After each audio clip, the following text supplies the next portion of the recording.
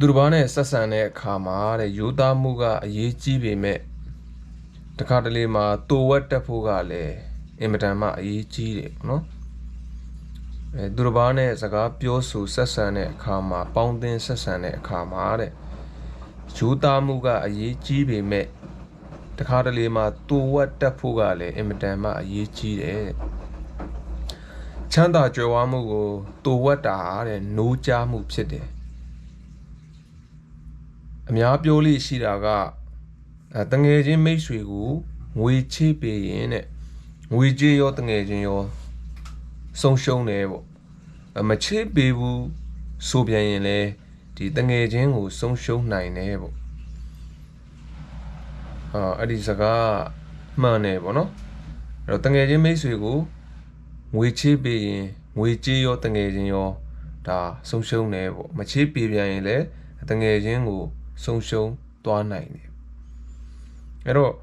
ချမ်းသာကြွယ်ဝမှုကိုမကြွားဘူးထုတ်မပြဘူးအဲ့လိုထုတ်မပြတာမကြွားဝါတာတဲ့ဆေးနေတာမဟုတ်ဘဲနဲ့ဒါကိုကာကွယ်တာဖြစ်တယ်ပေါ့အဲ့တော့လူတစ်ယောက်ရဲ့တန်ဖိုးကသူဘလောက်ချမ်းသာကြွယ်ဝတယ်ဆိုတာမဟုတ်ဘဲနဲ့ဒီကိုကျင်တရားကိုတဲ့သူဘလောက်ခြံခဲနိုင်လဲဆိုတာဖြစ်တယ်အဲ့တော့လူတစ်ယောက်ရဲ့တန်ဖိုးကသူဘလောက်ချမ်းသာကြွယ်ဝတယ်ဆိုတာမဟုတ်ဘဲနဲ့ဒီကိုကျင်တရားကိုသူဘလောက်ခြံခဲနိုင်လဲဆိုတာဖြစ်တယ်အဲ့တော့စကားတွေကိုတူဝတ်တာဟာဒီဉာဏ်ပညာတစ်ခုအားဆက်ဆံရေးအများစုကတဲ့ပြဿနာကြောင့်ကွဲကြတာမဟုတ်ဘဲနဲ့ဒီပါဇက်ကြောင်ပဲပျက်စီးသွားကြတာတွေများတယ်ပေါ့အဲ့တော့ပြောချင်တာတွေအကုန်မပြောပါနဲ့တဲ့စကားအပြက်မပြောပါနဲ့တဲ့အဲ့တော့ဘယ်အချိန်မှနှုတ်ဆက်ရမယ်ဆိုတာကဒီတစ်ခါတလေမှာစကားတွေအများကြီးပြောနိုင်တာထက်ဒီပို့ပြီးတော့တန်ဖို့ရှိပါတယ်ကိုယ့်ရဲ့ထက်မြက်မှုကိုတူဝတ်တာဟာလဲဒါကြီးမြတ်တဲ့စိတ်နေစိတ်ထားပေါ့နော်ကိုတီချောင်းကိုတော်ချောင်းကိုတက်ချောင်းဒီကြွားဝါနေစရာလည်းမလိုဘူးပေါ့နော်ထုတ်ပြောနေစရာလည်းမလိုဘူးအဲ့တော့ကိုယ့်ရဲ့ထက်မြက်မှုကိုတဲ့တူဝတ်တာဟာကြီးမြတ်တဲ့စိတ်နေစိတ်ထားပါတဲ့အဲ့တော့တစ်ပင်တစ်ပင်ကတောအုပ်ကိုမထီမဲ့မြင်ပြုတ်ရင်တဲ့လေပြင်းတိုက်တဲ့အခါမှာပြူလဲရမယ်ပေါ့ဒီတကယ်အည်ချင်းရှိတဲ့သူတွေကနှိမ်ချကျိုးနုံမှုရဲ့ဒီအရေးပါမှုကို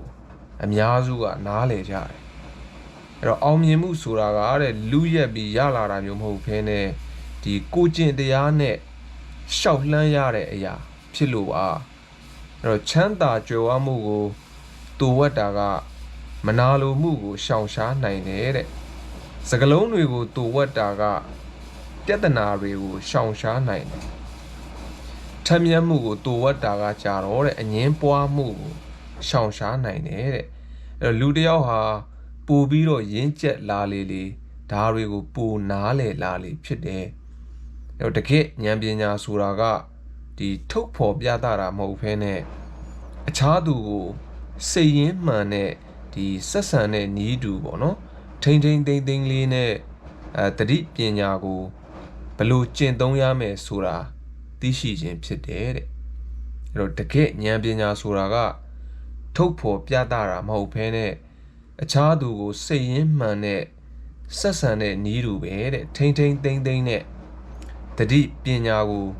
ဘလို့ကျင့်သုံးရမယ်ဆိုတာကိုသိရှိခြင်းဖြစ်ပါတယ်တဲ့